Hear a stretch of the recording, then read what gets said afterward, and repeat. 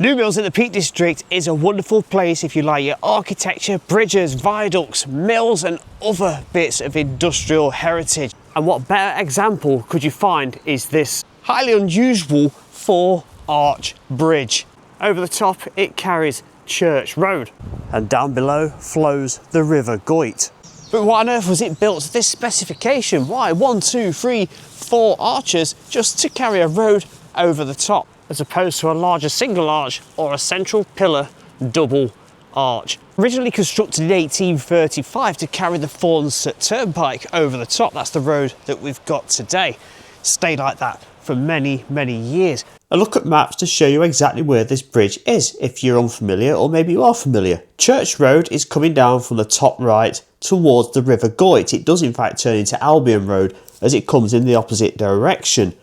The railway station, New Mills Central, is up here.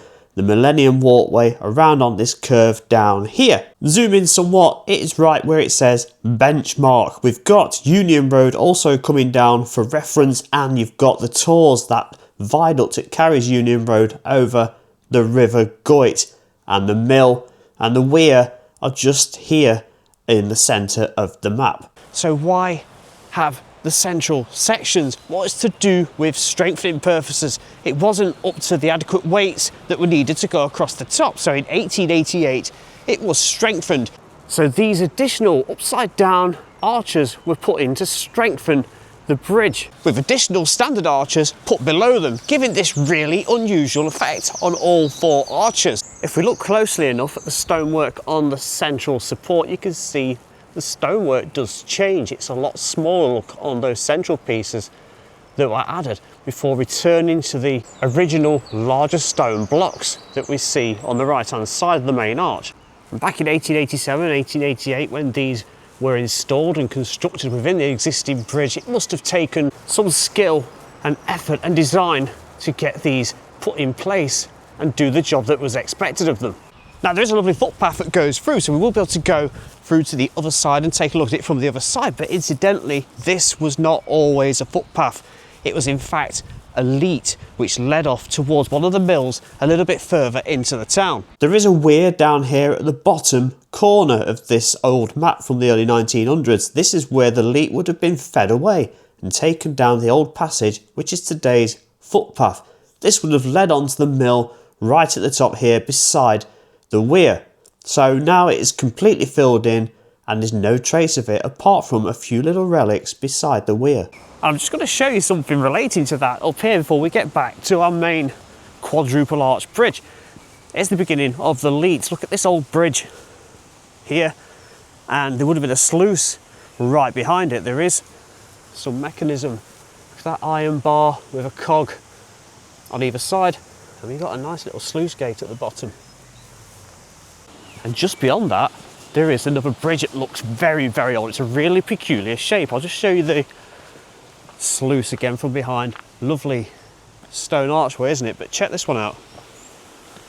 Look at that. Isn't that such an unusual shape?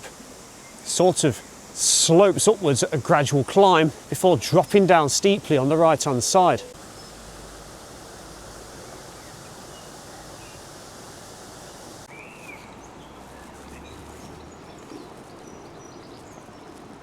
And back towards this 4-arch bridge.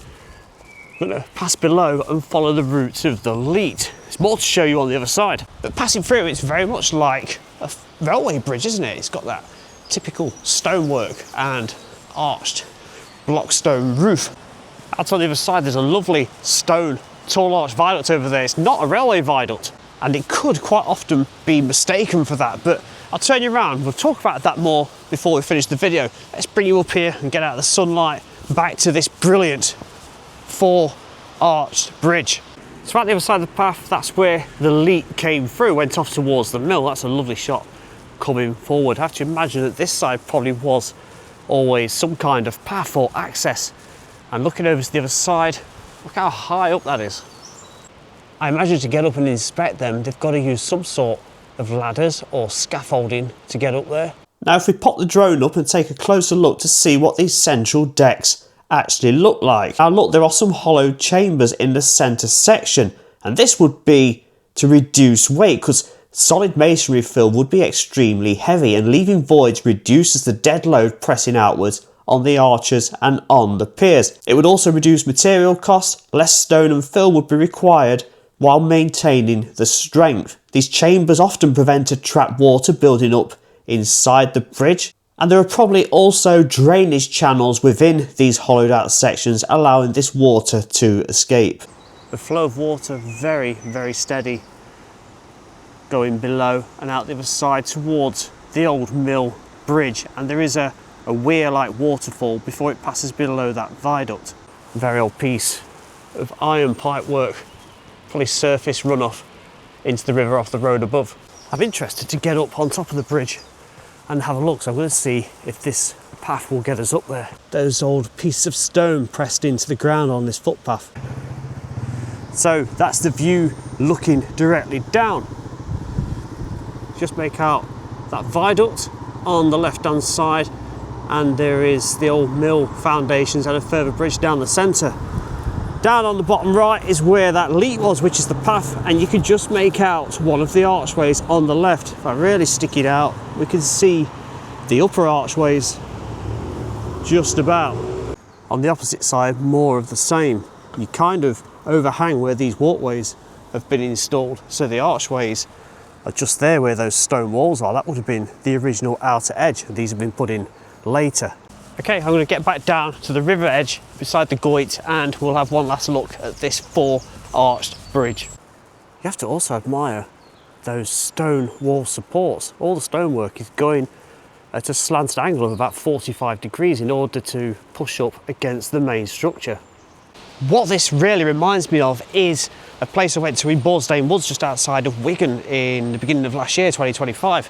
That was a little bit different. That was a triple arch tunnel or culvert. On the left hand side it had an access road tunnel, it had a culvert down at the bottom, and also a similar setup to that, but it was much longer, and these central sections were slatted. There was about 8 or 9 of them. A lot of people thought it was built like that, but it wasn't. They were put in at a later date. So away from our Church Mill Bridge, the leat came around here. We've got Tor Mill. There's also Tor Mill Bridge over here that can be seen from this angle right below that beautiful stone viaduct.